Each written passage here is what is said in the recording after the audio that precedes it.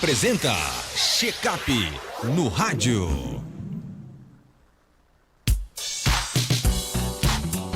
Olha, nesta sexta-feira o quadro Check-up no rádio traz um tema muito importante para os donos de pets, o mau hálito dos animais.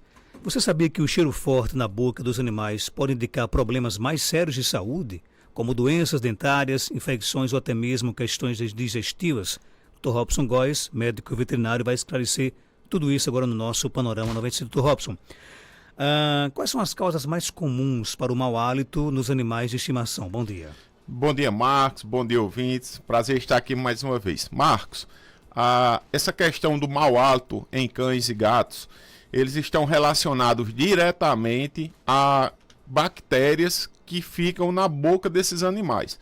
Essas bactérias, muitas vezes, elas estão ali presentes, se alimentando de restos de alimentos que ficam do tipo de alimentação que o animal tem. Muitas vezes o animal ele tem uma alimentação aí de ração, ou uma alimentação caseira, ou uma alimentação de sachê. E esses alimentos que ficam entre os dentes são meios de cultura e são alimentos também para as bactérias, que vão ali se multiplicar, formar as placas bacterianas, que são os tártaros, dando essas características de putrefação, de odor. Aqui a gente estava conversando antes no estúdio aqui, falando que é a boca de lixo, o odor desagradável que esses animais apresentam. Uma coisa que a gente tem que dizer é por que antigamente esses animais eles não tinham esse odor desagradável. Principalmente porque os animais, antigamente, eles caçavam, eles se alimentavam ali de carne, mas também de restos de ossos, onde esses ossos, o atrito mecânico de quebrar o osso entre um dente e outro, fazia ali a limpeza, dessas placas bacterianas, fazendo com que diminuísse a quantidade de bactérias presentes e, consequentemente, esse atrito mecânico fazia vamos dizer assim, popularmente falando, a escovação do dente. Hoje em dia, os animais eles necessitam, já que os alimentos eles são ração, sachê, eles necessitam que as pessoas façam a remoção diária desses excessos que ficam entre um dente e outro na boca, para que não ocorra a formação justamente dessas bactérias, o alimento para essas bactérias e, consequentemente, a formação das placas bacterianas, que são os tártaros. Então, o tipo de alimento, você pergunta quais as causas. Então, o tipo de alimento, a falta de higienização diária com escovação da boca desse animal.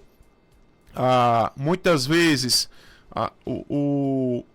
quando você faz a administração dessa medicação, o animal logo não tem aí um objeto para limpar os dentes. Tem pessoas que utilizam aí ossos tratados para esses animais limparem os dentes, tendo cuidado de esses ossos não criarem uma forma de perfurar o estômago, também pode causar esses riscos, ou não fazem a escovação da boca desse animal.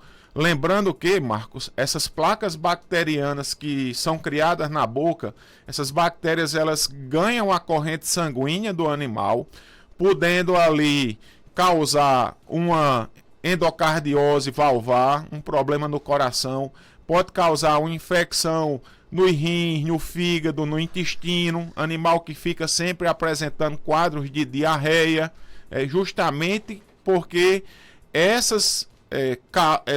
a origem é da boca. Então, a boca desse animal, com essa grande quantidade de bactéria que ele está ingerindo, com essa grande quantidade de bactéria que está ganhando a corrente sanguínea, vai fazer um quadro infeccioso em alguma parte do corpo. Como também os problemas que existem na própria boca. Aí nós temos infecções bacterianas, que são os tártaros, as placas bacterianas, a gengiva começa a ser empurrada, né? Começa a ficar exposta a gengiva, causando quadros de gengivite, ou até começa a expor a raiz do dente, fazendo a exposição da furca, onde muitas vezes tem de fazer aí, infelizmente, a exodontia desse animal, fazendo a remoção desse dente, já que criou ali um quadro onde não existe mais a sustentação do dente desse animal, criando até um abscesso que pode migrar esse abscesso e causar uma fístula dentária. É uma fístula onde tem de fazer aí já um procedimento cirúrgico mais grave, porque já deve ter atingido até a parte óssea desse animal de maxilar ou de mandíbula, Marcos. O que é que podemos fazer em casa para ajudar a prevenir o mau hálito dos animais? Primeiro, após a alimentação, você proceder à escovação da boca desse animal. Seria o ideal. Aí você fazer a escovação da boca desse animal sempre que você fizer a alimentação dele. Primeiro passo. Segundo passo, existem brinquedos que podem auxiliar na remoção dessas placas bacterianas. Esses brinquedos aí faz com que o animal, ao morder esse brinquedo, possa fazer o atrito mecânico, tá? E uma escovação, uma remoção dessas placas bacterianas através do atrito mecânico. Outros são os ossinhos, com ressalvas, para que não ocorra aí uma ingestão de um corpo estranho para esse animal. E também existem medicações, produtos que são vendidos, onde você consegue borrifar, muitas vezes, ou colocar na água esses produtos, onde esses produtos vão fazer a função de diminuição das bactérias ali presentes na boca desse animal. Então, são várias ações que você pode fazer inclusive todas ao mesmo tempo. Você pode escovar, você pode colocar o brinquedo, pode colocar o ossinho com ressalva, pode usar essas medicações prescritas por um médico veterinário para que você tenha aí uma boa higiene bucal no seu animal. E procurar, Marcos, um médico veterinário para avaliação da boca do seu animal e que você possa aí ter uma boa longevidade, já que a saúde do animal passa principalmente pela boca. Tem ouvinte conosco, pergunta aqui no nosso WhatsApp, 992053030. Bom dia. Bom dia, doutor. Bom dia, Marcos Dante. Eu tenho uma cachorrinha, uma vira-lata. Hoje está com 3 dias que apresentou uma tosse. É como se tivesse algo engasgando ela. É uma tosse, parece um apito. Tem hora que parece que ela está com apito dentro dela. Ela já teve doença de carrapato. E aí, doutor Robson? Olha, essas tosses em cães, a gente pode se reportar, Marcos, a umas 4 doenças no mínimo, tá?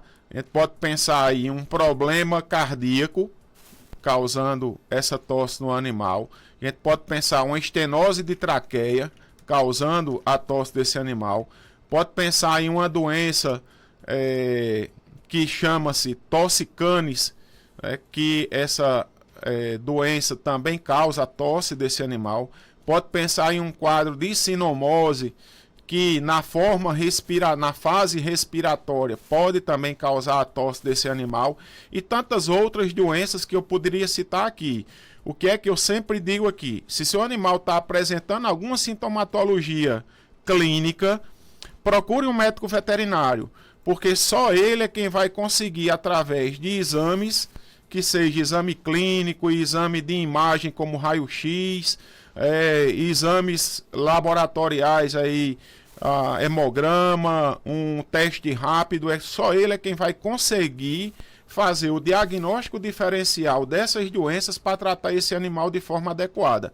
Então, minha dica para você, procure um médico veterinário, possa ser que seu animal esteja com a doença crônica, mas possa ser que seu animal esteja com uma doença aguda grave que necessite urgentemente de um tratamento. Tem mais ouvinte conosco no nosso WhatsApp. Vamos lá, perguntas para o Dr. Robson. Bom dia.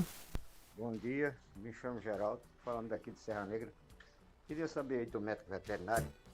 Tem um cachorro ali que ele balança demais com a cabeça. Balança tanto que as orelhas batem tanto. Se a gente estiver dando um cochilo, a gente acorda com o batido da orelha dele. Queria saber do médico veterinário se isso pode ser verme ou carrapato. Muito obrigado. E aí, Robson Góes? De certeza o verme não vai ser, porque não existe aí essa possibilidade. A questão do carrapato pode ser sim um carrapato dentro da orelha, né? Então a gente consideraria ali um corpo estranho dentro da orelha do animal, causando um processo irritativo e, consequentemente, essa questão do balançar de cabeça. Mas também existem outras possibilidades, seu Geraldo, como uma otite, que seria um processo inflamatório ou infeccioso aí no pavilhão auricular, dentro da orelha. Aí pode ser um quadro alérgico também, causando essa possibilidade. Pode ser ácaro, uma sarnazinha otodésca aí dentro do pavilhão auricular. Então as possibilidades podem ser muitas. É necessário o uso de um otoscópio, o uso de um equipamento que a gente olha dentro do ouvido para ver o que esse animal está aí apresentando e fazer o tratamento correto, já que o ouvido do animal, nem todo medicamento pode ser utilizado dentro do pavilhão auricular. Aí é importante que o profissional, ao avaliar o ouvido do animal, veja como está aí todo o pavilhão, inclusive como está o tímpano, já que muitas vezes no cão você não consegue visualizar o tímpano em virtude do formato do pavilhão auricular do cão, mas observar no todo e tratar esse animal de forma correta. Bom dia, Dr. Robson. Quanto tempo posso ingerir remédio para evitar cria em gatas após ter dado cria? No máximo em 30 dias. A gata é interessante, Marcos. A gata, ao parir, ela em torno de, no máximo, 30 dias ela está entrando no cio. Então você tem de ter muito cuidado, porque senão você passa despercebido. Eu oriento, após o parto em gatas, você usar no máximo com 20 dias o progestágeno. Mas a indicação minha mais adequada é que você procure fazer a castração do seu animal para evitar uma gravidez indesejada. Pergunta, Dr. Robson, se é normal, quando uma cachorrinha está no cio, ela ficar lambendo a parte íntima, e se devo me preocupar por causa de alguma bactéria? É normal acontecer essa fase de lambedura dos lábios vulvares. É preocupante porque a boca do animal, a boca da cadela tem bastante bactérias.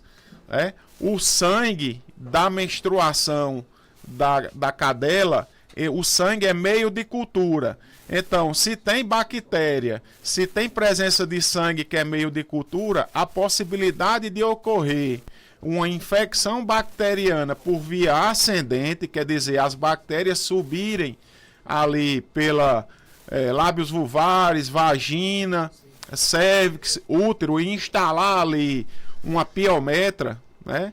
É possível.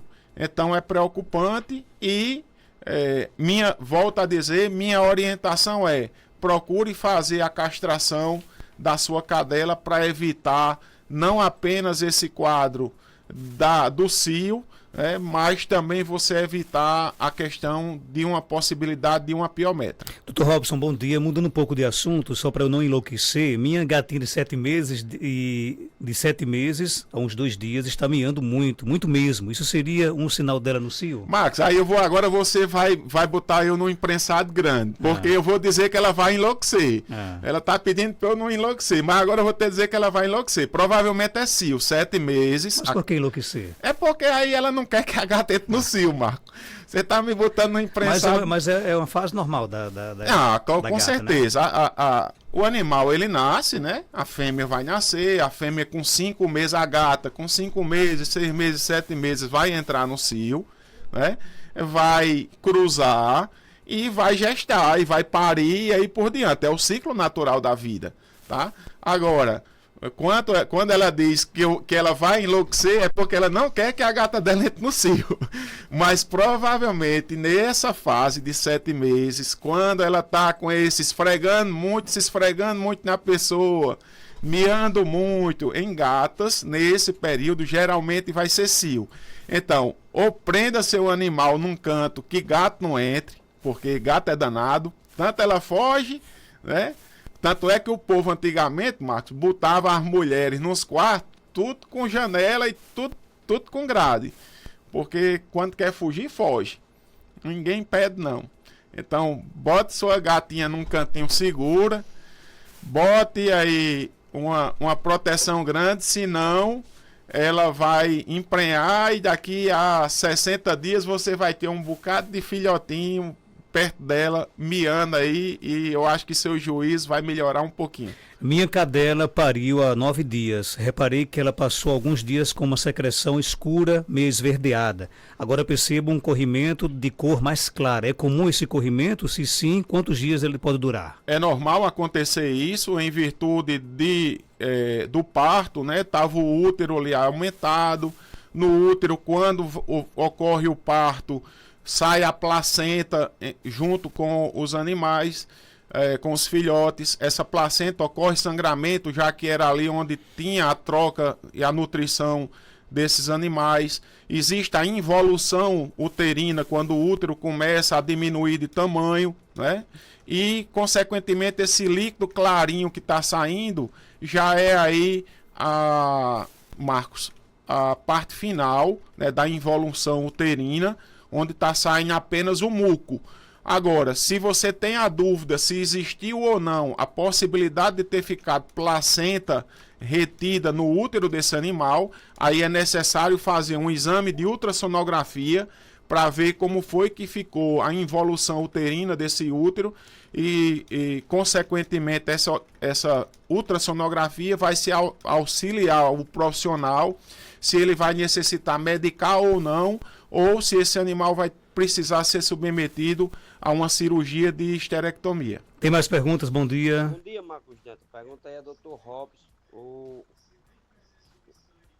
que é a doença de cachorro num cachorro que eu tenho aqui. Fica com os olhos remelando e apregando como se tivesse um conjuntivite. Pergunta ele aí, por favor.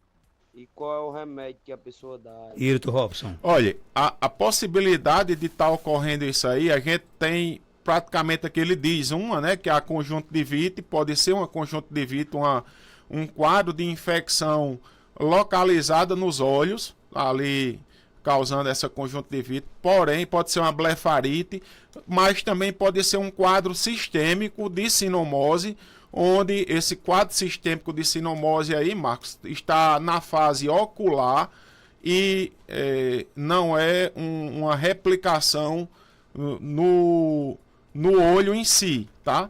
Vai ser uma replicação sistêmica, viral, onde vai estar aí apresentando a forma ocular do quadro de sinomose.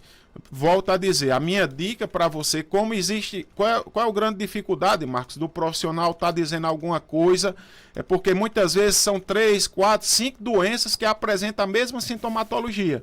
Então, tem de fazer exames para que você possa ver o que realmente está acontecendo, 1, 2, 3 doenças.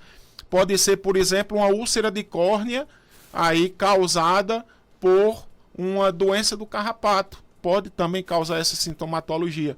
Então, é necessário fazer os exames para que você possa tratar de forma adequada esse seu animal. Para fechar, nossa última pergunta. Marcos Santa, pergunta o médico, aqui onde eu trabalho, aqui em Jardim, tem uma cachorrinha, que ela está com diarreia já faz dias, sem querer comer. Ela come ração, sabe? Tá tão magrinha ela. Será que ela tá com verme?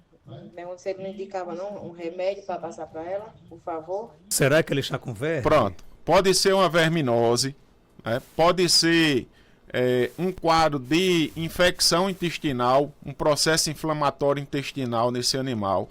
Aí pode ser, dependendo da idade dela, pode ser uma doença viral, por exemplo, uma parvovirose, que ela causa quadros parvovirose, uma coronavirose, quadros diarreicos. Aí pode ser a forma digestiva de uma sinomose, que na sinomose o animal tem a fase digestiva também. Pode ser, as possibilidades são muitas. Infelizmente, fica aquela questão, Marcos. A gente tem de orientar o pessoal a procurar um profissional médico veterinário, porque essas doenças, essas doenças que os animais muitas vezes apresentam, as sintomatologias clínicas, elas são compatíveis com várias doenças. E você não tem aquele que a gente chama de sinal patognomônico, que é aquele sinal que é característico daquela determinada doença, onde o profissional tem a certeza e a afirmação que o que está sendo causado, o que está aparecendo naquele animal é aquela doença em si. Então, a orientação é: procure um profissional médico veterinário, que ele vai conseguir fazer os exames e medicar de forma correta. Dr. Robson Góes, ele é médico veterinário, está na Clínica Veteripet, na Rua Augusto Monteiro, 569, Centro de Caicó. Telefones 3421-1263, WhatsApp 99962-1907, o Instagram, @Veteripet. Obrigado pela sua participação. Obrigado, Marcos, e um bom final de semana a todos. 8 horas, 6